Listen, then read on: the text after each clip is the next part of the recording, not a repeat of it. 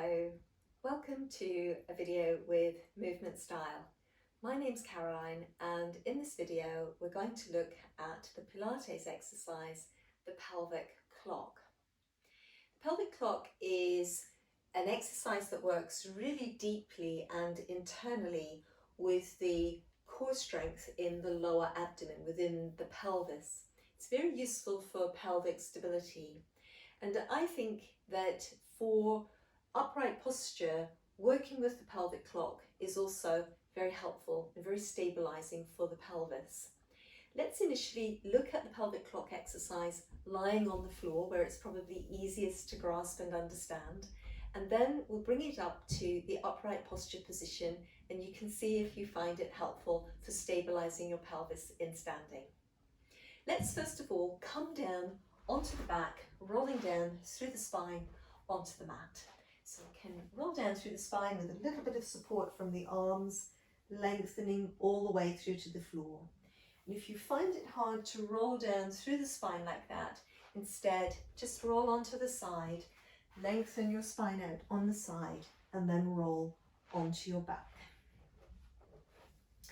First of all, we need to get the spine nice and long so we can lift the hips up and stretch the tailbone towards our heels.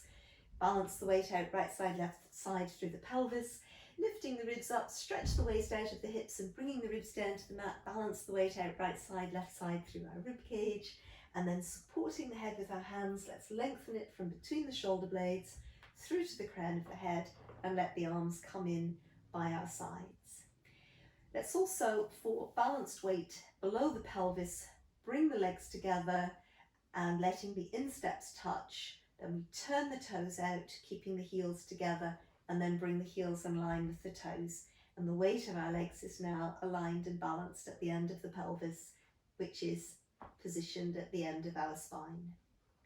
We're going to think about just assuming the neutral spine position here to begin with. So to do that, we need to think about directing the base of the tailbone towards our heels. If you imagine that you've got a little spotlight on your tailbone, that spotlight could be shining to between your heels.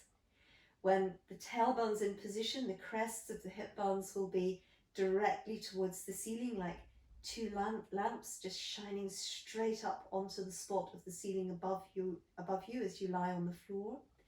That will create just a little bit of space between your spine and the floor. Now, it might be that your body is touching the floor in the back of the waist, but the weight of your spine isn't resting into the floor. Then the spine through the back of the rib cage should be as much as possible in contact with the mat. So as long as you can through the back of your rib cage, the spine in contact with the mat, and then a fist distance between the chin and the chest so your neck is long and released. Usually, to keep the midsection supported, we can imagine that the muscles around the waist are fastening around our waist like a belt, tightening. We can always imagine that this belt does up at the back of the waist, with 2 or 3 breaths, just allowing the muscles around the midsection to engage towards the spine, then in the sides of the waist, and then the front of the waist. So just a little bit of light strength around the midsection, checking in that our hip joints are still staying relaxed and the gluteal muscles are still staying relaxed.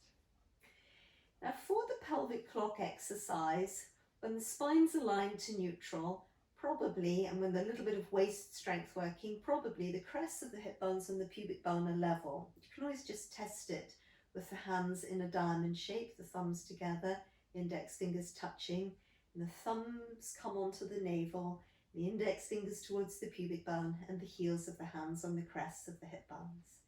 Just see if you might need to adjust the strength in the back of your waist a little bit to really help the pelvis to level up, because we're avoiding leveling it up from the hip joints and the gluteal muscles, because they're not the core strength, and we're trying to support the spine and the pelvis with the core strength rather than leg and hip muscles. So with the pelvic clock, if we imagine at the navel where the thumbs are that it's 12 o'clock, and if we imagine where the index fingers are at the pubic bone that it's 6 o'clock, and then the right hip is 9 o'clock at the crest of the hip bone, and the left hip is 3 o'clock. And we're going to see whether we can hollow and engage our lower abdominal muscles towards the navel, towards 12 o'clock. And then we're going to scoop and hollow around towards the 3 on the clock. So the lower abdominal muscles hollowing around to the 3. And then we scoop and hollow on through towards the 6 at the pubic bone. Scoop and hollow on round towards the 9. And then scoop and hollow on round towards the centre, the navel, drawing to the spine. Now, as we're engaging the muscles and emphasising the engagement all around the pelvis like this, the pelvis will roll. As the strength comes to 12 o'clock, the small of the back will roll into the mat. As the strength comes towards 3 o'clock, the left hip will roll into the mat a little. As the strength comes towards the tailbone and the pubic bone, then the tailbone will roll into the mat a little bit and the arch is slightly lifted. And then as we roll the strength around to the 9 o'clock, the weight of the right hip rolls into the mat a little bit more than otherwise, and then we're back to 12. With this exercise, again, the legs and the hips should be staying relaxed a little bit. As you can see on my position, they respond to the idea of rolling the core strength around the lower abdomen. Sometimes, to help people find the strength in the lower abdomen, an image is used, and that's the image of that with the crests of the hip bones and the pubic bone level, so the pelvis is in neutral and level, we could place a dinner plate onto our pelvis. And then around the rim, on the rim of the dinner plate, placing a marble. And then we're using our lower abdominal muscles to roll the plate in such a way as the marble rolls around the plate. It's all coming from this lower abdominal strength. Now, how about we have a go going in the opposite direction? So heading off from 12 o'clock towards 9 o'clock, from 9 o'clock towards 6 o'clock, from 6 o'clock to 3 o'clock, and through to 12 o'clock again. So we're going now in that anti-clockwise direction. And people often find that one direction or the other is easier for them, and that seems to be quite normal. We just work on trying to improve, especially the side that doesn't work quite so well. So neck and shoulders, ideally, when we're not chatting and talking away, staying nice and relaxed in this movement. If it helps us to imagine a marble on a dinner plate and that we're rolling it around, we can give that a go. And in this particular Pilates exercise, it's a free breath, just breathing easily and freely all the time. So we'll just complete one last circle in this anti-clockwise direction, and then coming back through to the center. Let's readopt our neutral spine position with the imaginary spotlight on the tailbone shining to between the heels and the crests of the hip bones with their imaginary lights up to the ceiling, space at the back of the waist, spine through the ribcage down, our fist distance between the chin and the chest, shoulders broad and released. In this position, would it be possible for you to simultaneously activate the pelvic clock in the clockwise direction and the anti-clockwise direction? So just experiment 2 or 3 times. See if you can simultaneously get that pelvic clock to work from 12 o'clock out to 3 and 9, down to 6 altogether. And the effect of that should be a quite strong scoop and hollow wide out to the crests of the hip bones, with the pelvis though staying centered and aligned. Legs staying relaxed, hip joint space staying relaxed, and in both directions your pelvic clock at once. Just give it 2 or 3 goes, exhaling. See if you can manage that. Then, as we're ready, let's see if we can experiment bringing that up to standing. So we're going to roll onto the side and then roll up through the spine to seated, spending a moment to adjust and adapt in seated. And from the seated, let's come up to standing.